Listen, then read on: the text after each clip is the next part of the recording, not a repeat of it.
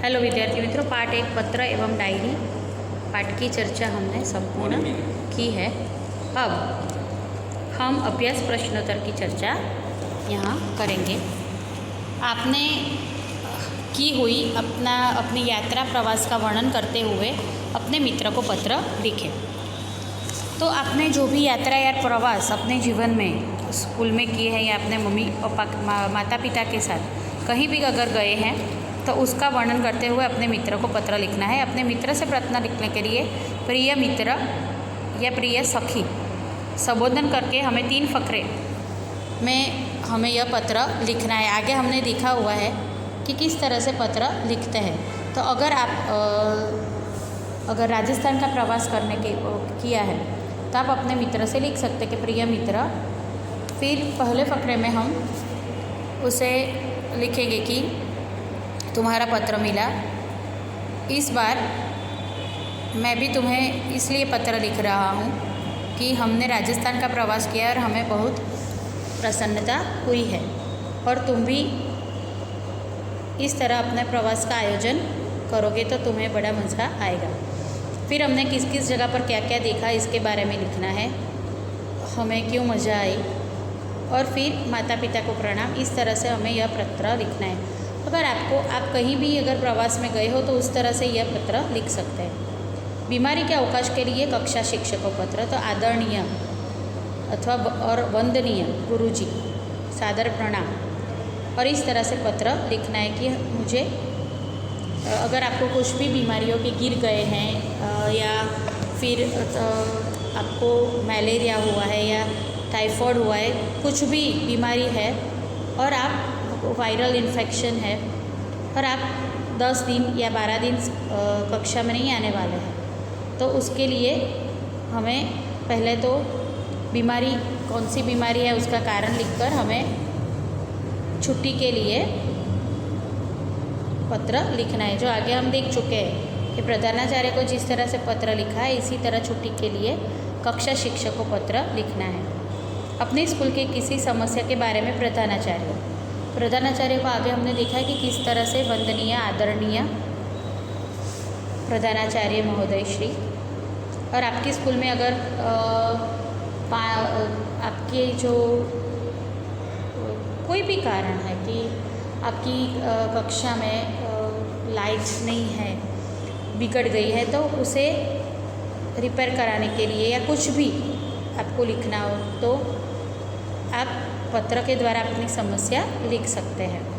सोचिए और लिखिए। अगर तुम्हें मोबाइल फ़ोन पर अपने मित्र को SMS द्वारा बधाई भेजना हो तो आप क्या लिखेंगे? तो ये SMS में तो हम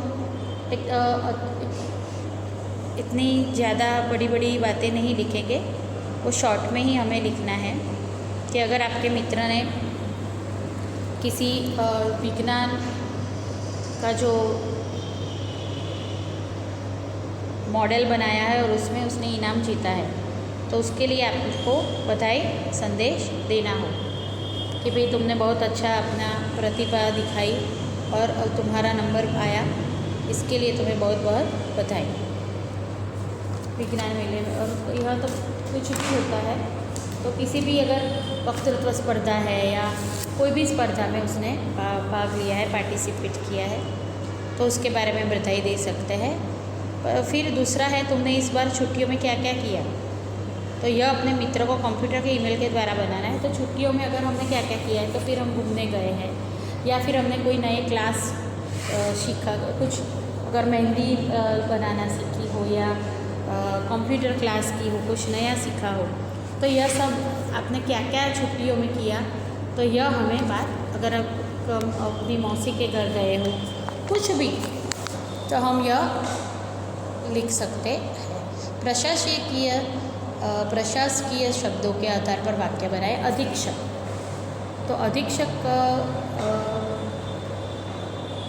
मोहन ने वर्षों तक दूरदर्शन में अधीक्षक रहे। दूरदर्शन में प्रभारी, तो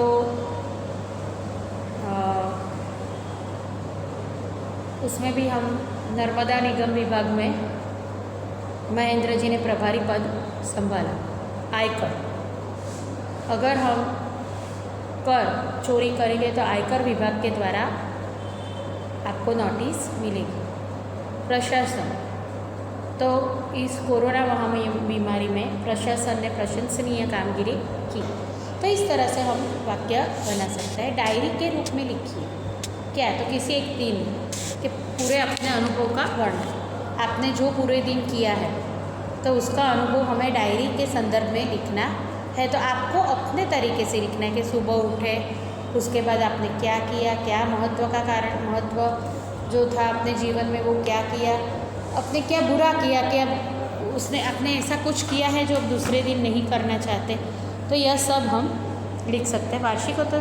वार्षिकोत्सव में सर्वश्रेष्ठ वक्ता का पुरस्कार मिलने का आपका अनुभव, अगर आपने वार्षिकोत्सव में पार्ट लिया है और उसमें आप सर्वश्रेष्ठ वक्तृत्व में आपको इनाम मिला है तो आप उसका अनुभव भी डायरी द्वारा कि मैंने कभी सोचा नहीं था कि मैं पहले नंबर से मुझे यह उसे पुरस्कृत किया जाएगा, मैंने अपनी बात अपने हिसाब से रखी थी, या कुछ भी आप अपनी हिसाब से सोचकर यह लिखना है, अपने अनुभव से लिखना है।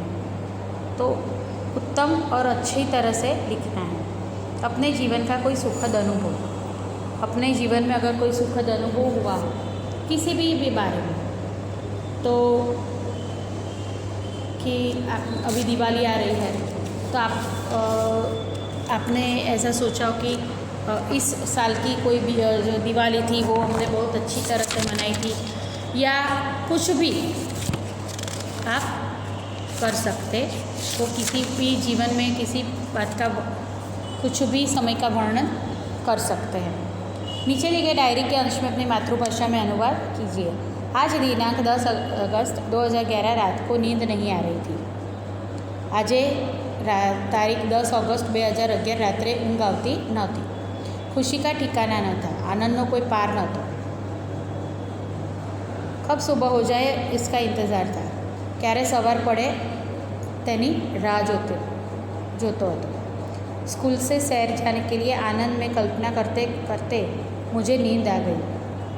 स्कूलમાંથી પ્રવાસમાં જવાના આનંદની કલ્પના કરતાં કરતાં જ મને ઊંઘ આવી ગઈ। सवारे बड़े सवेरे 4 बजे अलार्म बजा और मम्मी की आवाज़ आई, राकेश उठो 4 बजे। सवारे 4 वागे अलार्म वाग्यू ने मम्मीनो अवाज संभळायो, राकेश उठ 4 वागी गया। मैं आनंद और उत्साह से उठा। मैं खूब आनंद और उत्साह थी उठ्यो। मन में डर था कि मास्टर जी डांटे नहीं। मन में डर हतो कि गुरुजी मने लड़े नहीं। स्नानादि संपन्न करके स्कूल पहुंचा। स्नान वगैरह काम पतावी अने स्कूले पहुंच्यो। सब साथी आ पहुँचे थे, बधा साथियों आवी पहुँचा था। मास्टर जी ने सबको बस में बिठाया और शहर के लिए निकल पड़े। गुरुजीए सौने बस में बेसाड्या अने अमे प्रवास माटे निकली पड़ी। तो मित्रों आ प्रमाणे आनी अंदर आ अभ्यास स्वाध्याय आदि चर्चा आपणे आ रीते लखवानी छे। हवे योग्यता विस्तार ए तमारे लखवानो नथी, एमां आपेलुं छे घणुं बधुं, पण एकवार वाँची जवानुं छे कि व्यक्तिगत पत्र पिताने लखीए त्यारे, पुत्रने लखीए त्यारे, छोटे भाई, बड़े भाई, मित्र, शिष्य, गुरु शिष्य, अगर कोई व्यावसायिक पत्र लिखना हो, कार्यालयिक पत्र, प्रार्थना पत्र, तो हमें किस तरह से संबोधन और ये करना है। फिर यह सब बस एक बार हमें देख लेना है, लिखना नहीं है। जिसकी हमने चर्चा की है उतने ही प्रश्न हमें लिखने हैं। तो यह पाठ आप बार बार पढ़ेंगे और इसमें हर पत्र के बाद जो शब्दार्थ है वो 3 बार लिखने हैं। तो इस तरह से अब दूसरे इकाई का वीडियो हम दूसरे वीडियो में लिखेंगे। आभार।